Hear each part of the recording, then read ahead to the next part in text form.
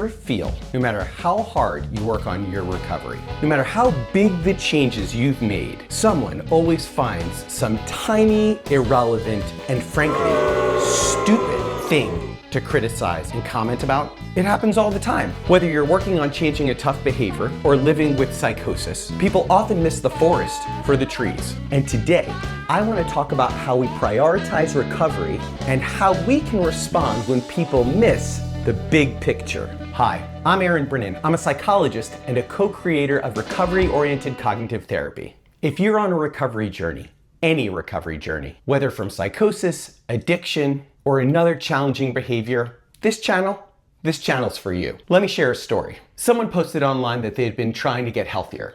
They had been keeping a regular schedule, working out, sleeping better, eating healthier, and making other huge steps forward in changing their behaviors. So while they were at the gym, they were drinking a Fanta Zero, and some person came up to them and said, "You really shouldn't be drinking soda, it's bad for you." Now, to this person's credit, he has an amazing sense of humor, and his response was, "Hey, I used to smoke crack and eat pizza out of a garbage can, so I think I'm doing pretty well. I don't think Fanta Zero is my biggest problem." And by the way, he's been sober for 10 years, and I credit him for having an amazing perspective. But here's the concern I have. This type of nitpicking all the time ignores the real substantive progress that people make in their recovery journey, like exercising, building structure, eating better, using skills, having better relationships. And instead of focusing on those wonderful big picture changes that people make in their life, people focus in on these small, irrelevant details, like soda or no soda. Did you make your bed? Did you say please? Did you put the fork on the left side or the right side?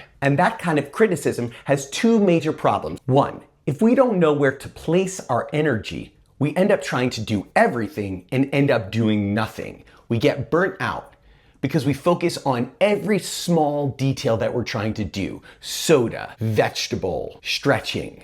And we're not focused on the things that will give us the biggest bang for our buck in recovery. So we get burnt out and less effective. Two, and this is important, when somebody gives everything they've got to their recovery and they try so hard, exercise, therapy, mindfulness, connecting with other people, using their skills every single day, getting up every single day, and then they get nitpicked over a Fanta Zero, it can feel terribly demoralizing. Many people start thinking, why am I even trying?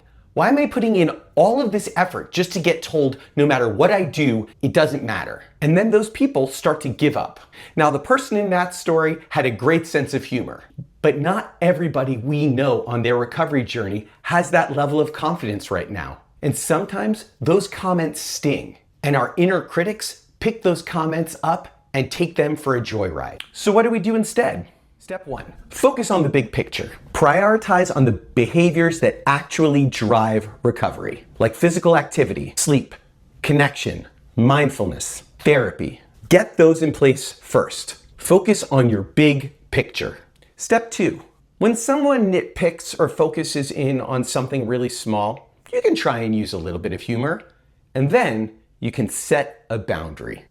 Thank them for their concern and gently remind them that you are focused on your larger recovery journey. And to be honest, a Fanta Zero probably isn't going to kill you.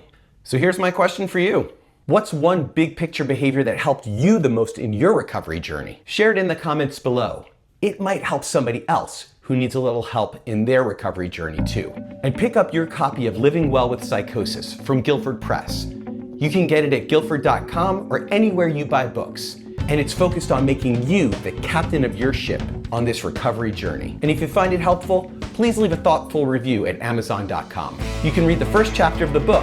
I left the link in the description below. And if this video resonated with you, like, subscribe, and share it with somebody else on their recovery path. Remember, if you want to go fast, go alone. If you want to go far, go together. Thanks so much. I'll see you on the next journey. And check out a couple tips right over here. Be well.